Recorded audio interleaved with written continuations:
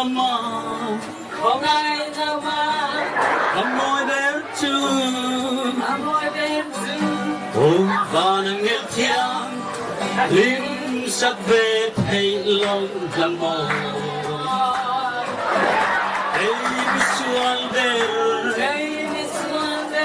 chân đầm na la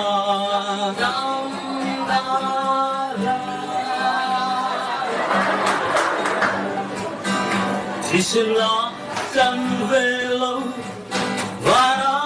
yêu thế che về bao ôm nó mất ta chưa cả này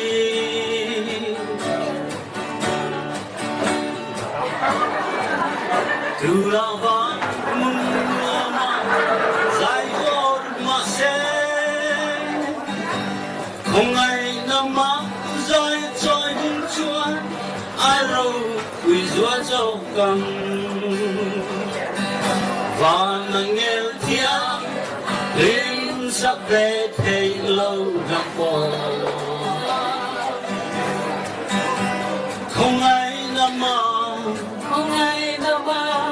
làm môi bé chưa ôm và nghe tiếng lim sắc về thấy lâu gặp bò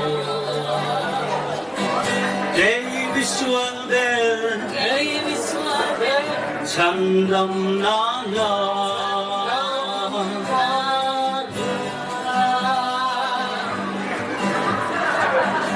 vương chuan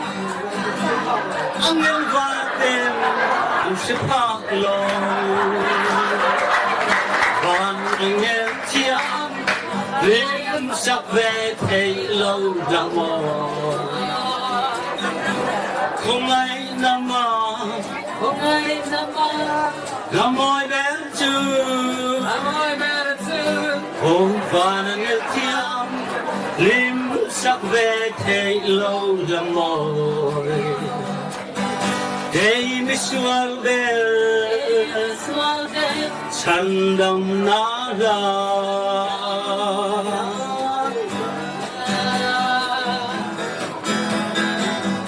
và nàng nghe tiếng lim sắc về thấy lâu không ai nằm mơ làm môi đến chưa và nàng nghe tiếng lim sắc về thấy lâu đừng mỏi cây đi xuân đến chẳng đắm nát la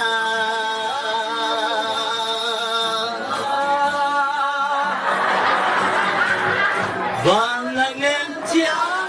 lim sắc về thấy lâu đừng mỏi không ai nằm mơ làm môi bé chưa ôm và nàng nghe tiếng